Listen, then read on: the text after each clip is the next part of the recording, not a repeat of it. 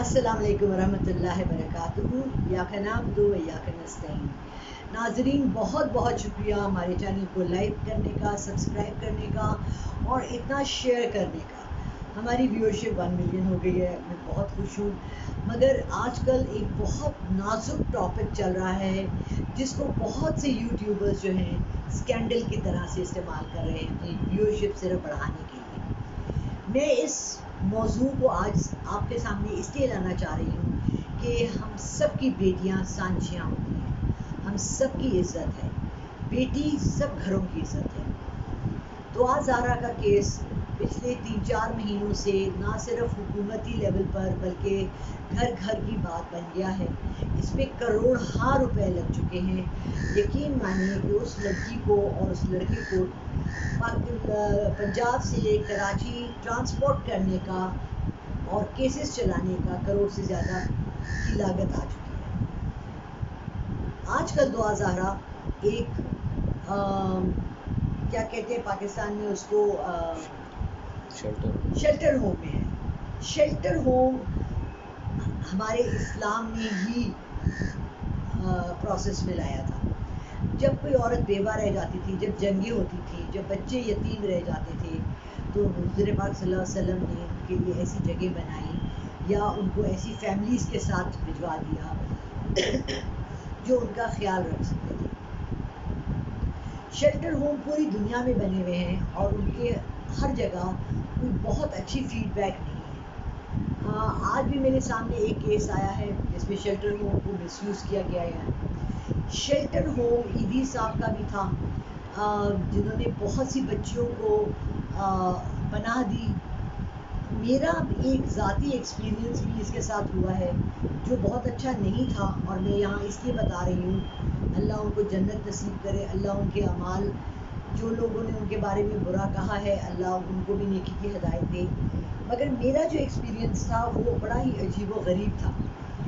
वो ये हुआ कि मेरी एक सहेली को घर में काम के लिए एक औरत चाहिए थी। उसने सोचा कि ईदी साहब के शेल्टर होम में जाते हैं और वहाँ जो औरतें बेवाएँ हैं उनको, उनमें से किसी को, क्योंकि उसके पास क्वार्टर भी था, रहने की जगह भी दूंगी, मैं खाना भी दूंगी, तनख्वाह भी दूंगी और उसको मैं काम दूंगी। लेकिन जब हमने ये दरवाज़ा खटखटाया तो हमें पता लगा कि शेल्टर होम से औरतें काम के लिए नहीं जा सकती। उसके अलावा जो मेरा दूसरा एक्सपीरियंस शेल्टर होम का हुआ वो भी बहुत भयानक था। हमारे साथ एक टीचर काम करती थी जिस स्कूल में मैं पढ़ा रही थी। वो अपने मियाँ से किसी बात पे तनाज़ा हुआ और वो शेल्टर होम चली गई, मगर 10 दिन के अंदर वो वहाँ डेड बॉडी उनकी मिली। अब अल्लाह बेहतर जानता है कि उन्होंने खुदकुशी की, उनको मारा गया, क्या हुआ। मगर बाकी इदारों की तरह इनका भी सरबराह कोई नहीं है। इंसार बंदी का नाम दिमाग में एकदम से आ गया है। सुना है कि वो बहुत अच्छा काम करते हैं पाकिस्तान के लिए, लोगों के लिए। मगर मैं हुकूमत से एक दफ़ा फिर रिक्वेस्ट करूँगी, जो हुकूमत भी है, किसी, मुझे पॉलिटिकल पार्टी से इंटरेस्ट नहीं है, मुझे सिर्फ अपने मुल्क से और अपने इदारों से इंटरेस्ट है। मैं ये चाहूँगी कि शेल्टर होम अगर हमारी बच्चियों के लिए, हमारी औरतों के लिए तहफ़्फ़ुज़ नहीं प्रोवाइड कर सकता तो उसको फिर शेल्टर होम मत करें। उसको कह दें कि जी ये यतीम खाना है, इदारा है, बेवा खाना है। क्योंकि ये जगह जो है आपको की पनाह लेना किसी से खौफ व हरास के दौरान, किसी मामले के बिगड़ने के बाद, जब कोई तकलीफ़ में होता है तो उसको एक पनाहगाह चाहिए होती है। इन जगहों को वो पनाहगाह बनना है और चाहिए, मगर ऐसा हो नहीं रहा है। हर शहर में है, लाहौर में भी है, कराची में भी है, इस्लामाबाद में भी है, पेशावर में भी होगा ज़रूर। लेकिन यहाँ अंदर क्या हो रहा है, क्या किसी ने इस पे ख़बर की? क्या किसी ने जाके देखा कि वहाँ क्या है?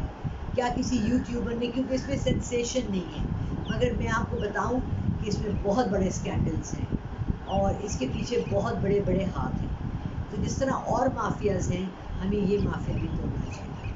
आप सबका शुक्रिया जो आप लोग मेरा चैनल देखते हैं, सब्सक्राइब करते हैं, इतनी पसंदीदगी का इजहार करते हैं। जिस तरह से आप लोग जब मेरे साथ मीटिंग में आते हैं, जो वालेहानापन, जो मोहब्बत होती है, वो सब, मैं, यकीन मानिए मेरी आंखों में आंसू आ जाते हैं। और एक और बात का शुक्रिया अदा करना चाहती हूँ, जिन तमाम लोगों ने मेरी तबीयत के बारे में पूछा है। जी, वो जो कैंसर का था, जो मैंने आपको 31 तारीख किसी ने लगा दी थी कि मेरी वफ़ात की है, वो डिले हो गई है।